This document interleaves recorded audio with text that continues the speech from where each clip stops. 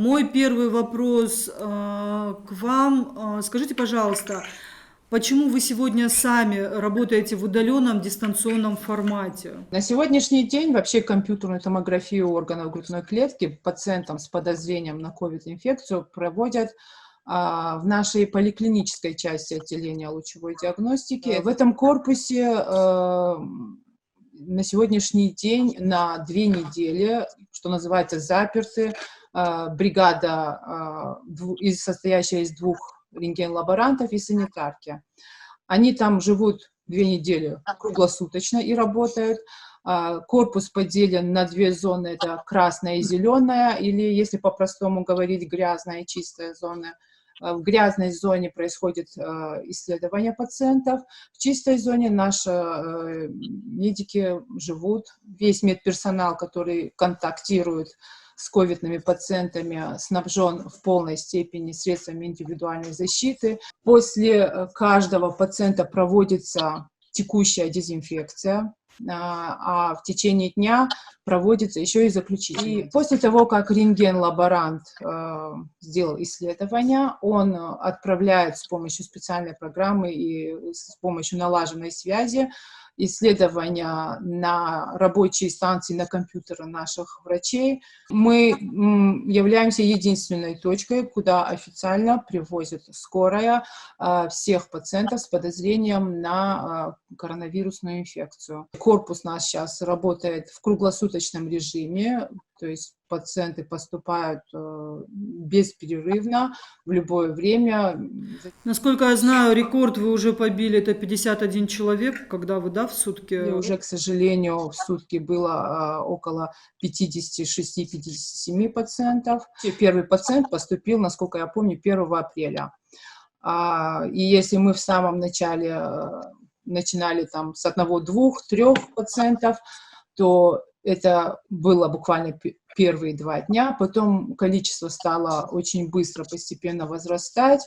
И вот если оценить промежуток с 1 по 20 апреля, то есть за 20 дней это количество увеличилось до 57 пациентов в сутки.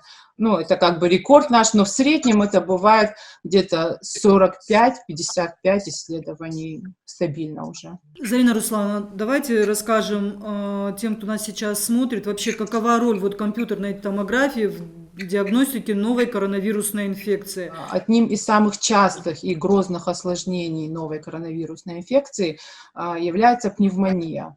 И компьютерная томография является золотым стандартом для исследования патологий легочной ткани.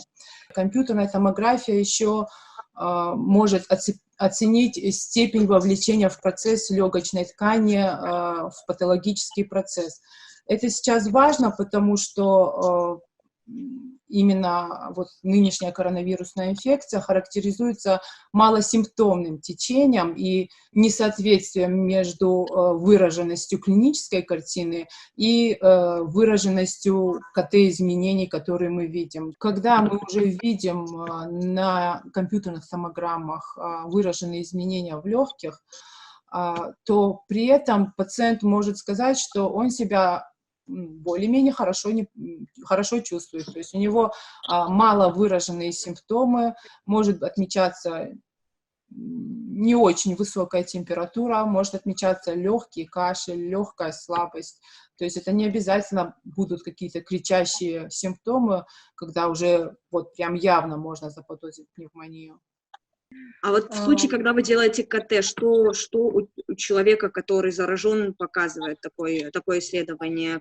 Самый типичный, что называется, признак, да, или самое типичное проявление вирусных пневмоний. Это проявление сейчас не то чтобы характерно только для ковидной инфекции, да, но в целом для всех вирусных пневмоний. Это так называемый симптом матового стекла, матового уплотнения легочной ткани. Как правило, это бывает множественные участки. Чаще они бывают двухсторонние.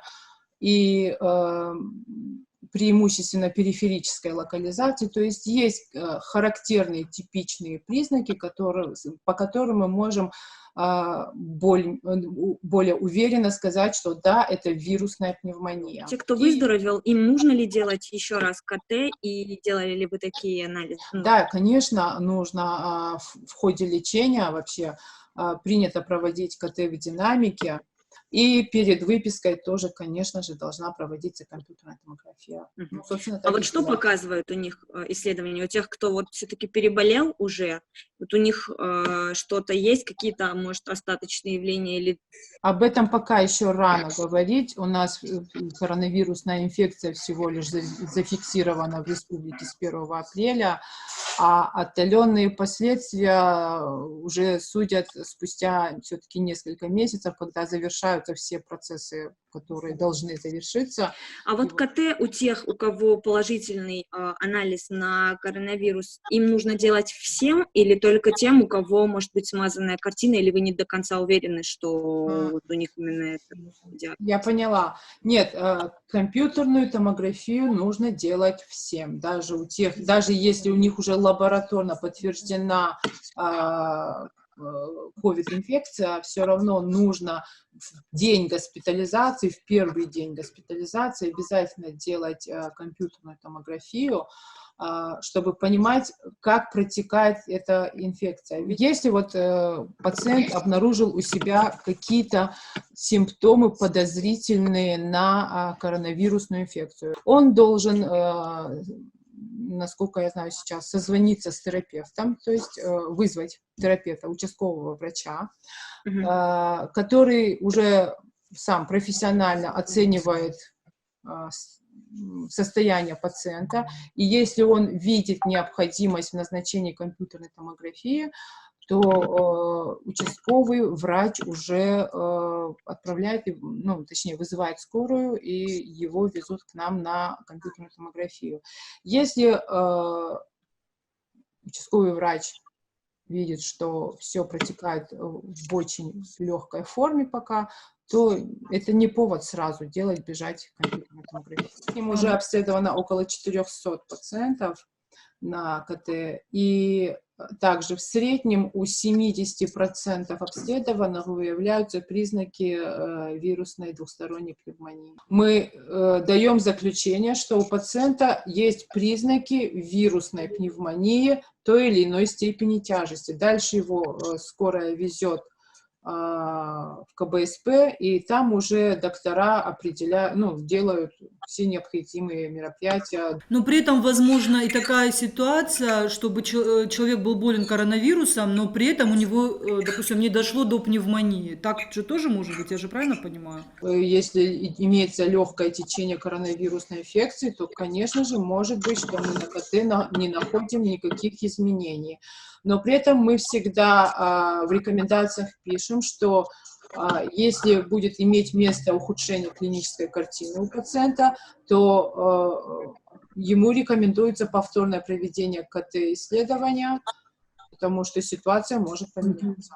А приблизительно по возрасту тех, кого доставляют к вам для проведения КТ, можете сориентировать, какого возраста людей больше? Может, старшего поколения, помоложе? Возраст, в принципе, варьируется от совершенно молодого до прям старческого возраста, но можно разве что сказать, что более тяжело, скажем так, более серьезные изменения наблюдаются в основном у лиц среднего и пожилого возраста. Вот исходя из того, как сейчас складывается ситуация, как у нас цифры каждый день увеличиваются, да, плюс 25-30 с лишним человек в день. Интересно ваше мнение, наверное, как будет складываться ситуация, учитывая все последние происходящие события в республике, будет ли расти эта цифра, или все-таки да, мы как-то вот остановимся на этих плюс 25-30 в день, и так будем продолжать?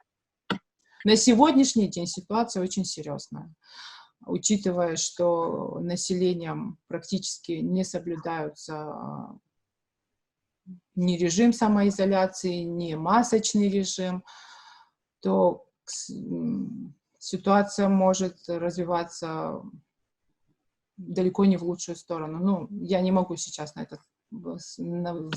этот план делать никаких прогнозов. Но просто учитывая то, что большинство населения даже не до конца осознает, а может и не доверяет, и не верит, есть вероятность, что эти цифры будут резко расти, особенно в ближайшие недели. Да, конечно. Да. Среди тех, кого к вам привозят, медики есть?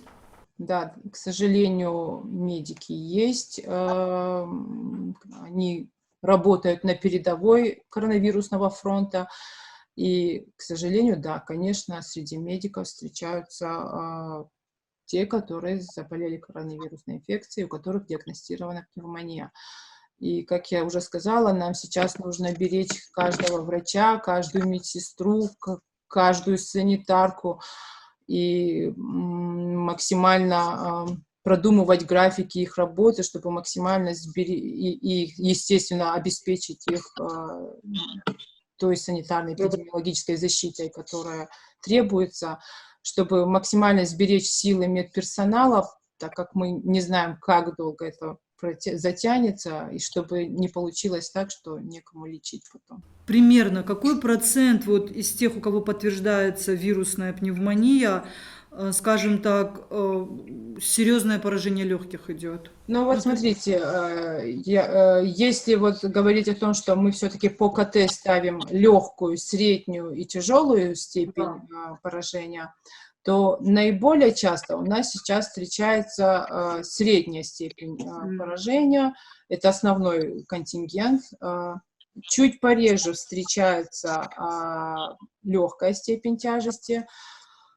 И уже гораздо меньше тяжелая степень поражения. К счастью, их пока не так много. Как медик, как человек, который сталкивается вот с этими случаями ежедневно, может, что-то хотите сказать жителям республики, как-то обратиться к ним? Да, хочу. Я прежде всего хотела бы сказать гражданам республики, как врач, который непосредственно видит томограммы и легкие пациентов с коронавирусной инфекцией, чтобы они поверили, что болезнь эта существует, которая чаще, чем обычный вирус гриппа, вызывает такое грозное осложнение, как пневмония. Но если из-за нарушения режима самоизоляции будет резкий рост числа заболевших одновременно, то никакая, даже самая развитая медицина не справится оказать качественную медицинскую помощь большому потоку заболевших.